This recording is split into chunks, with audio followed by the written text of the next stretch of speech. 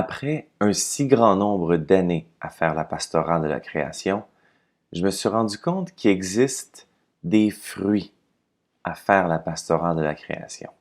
Donc, ce ne sont pas nécessairement des attentes que vous devriez avoir, mais ça pourrait être des fruits pour lesquels vous n'aviez même pas pensé et que vous allez les voir apparaître en faisant ça dans votre paroisse. Alors, le premier fruit, c'est celui de l'implication des jeunes. Des jeunes qui ne se présenteraient pas peut-être dans un autre comité, choisissent le comité vert de l'Église.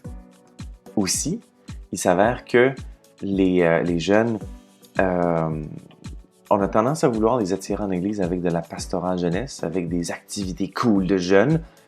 C'est clair qu'il y en a qui sont intéressés de faire ça, sauf que le fait d'avoir des comités verts, ça ouvre une nouvelle porte d'implication des jeunes. Et en fait, ils sont souvent même encore plus impliqués qu'en pastorale jeunesse, parce que là, on ne prépare pas des activités pour eux, mais c'est eux qui sont en train de faire bouger la communauté. Un autre fruit, c'est que ça attire de nouveaux bénévoles. Des gens qui ne se seraient pas impliqués autrement. Et ça, en fait, on a tendance à avoir une certaine résistance face à un nouveau type de pastoral et la formation de comités verts, parce que tout de suite, la réaction, c'est « Ah, mais nos bénévoles sont tellement déjà étirés à faire plein d'autres choses en Église. » Mais c'est pas le cas, c'est pas ce que j'ai observé dans les églises. Ce que j'ai observé, c'est que lorsqu'on annonce « On veut former un nouveau comité vert », on arrive à aller chercher du nouveau sang, de nouvelles personnes qui peuvent venir s'impliquer dans la vie de la paroisse. Ça, c'est génial. Troisième fruit, c'est que c'est un nouveau projet.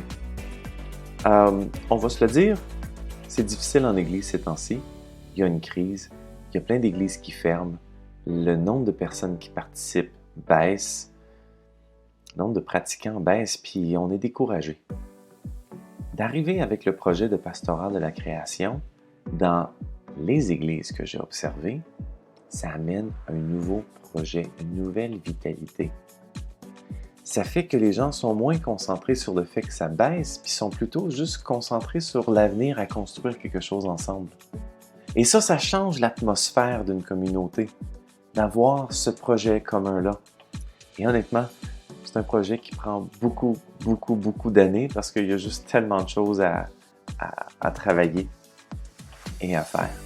Donc, voilà pour ce fruit-là. Le prochain, et ça va plaire aux administrateurs de l'Église, les économies. En fait, il existe un document qu'on utilise, un autodiagnostic, et à la fin, on peut économiser de 10 à 15% de l'énergie utilisée, donc 10 à 15% des coûts d'énergie. Lorsqu'on rappelle aux gens de ne pas garder les lumières ouvertes pour rien, lorsqu'on imprime moins de papier, ce sont plein d'économies qui sont faites. Un prochain fruit, c'est celui du dialogue, et notamment le dialogue entre les chrétiens. J'ai été témoin grand nombre de fois qu'une église dans une région se dit église verte, et ensuite de ça, commence à regarder, bon ben nous on a des projets environnementaux, ils regardent autour, et là tout d'un coup, une église d'une autre confession, là, s'y intéresse, puis elle veut partir dans son église, donc elle va profiter de l'expertise de l'église à côté. Et là, il y a une autre confession. Et là, par exemple, il peut y avoir des conférenciers ou des ateliers qui sont faits, puis là, on invite les autres églises qui sont autour. L'environnement devient un lieu commun sur lequel on devrait travailler. Du dialogue œcuménique, et on apprend à connaître nos frères et sœurs un peu mieux. Le prochain fruit, c'est celui de la vie de quartier. Donc, l'Église peut un peu sortir d'elle-même, sortir de sa dynamique habituelle et vraiment créer de beaux liens avec les groupes communautaires du milieu, les groupes écologistes maintenant du milieu, construire un jardin communautaire, Il y a une église à côté d'une piste cyclable.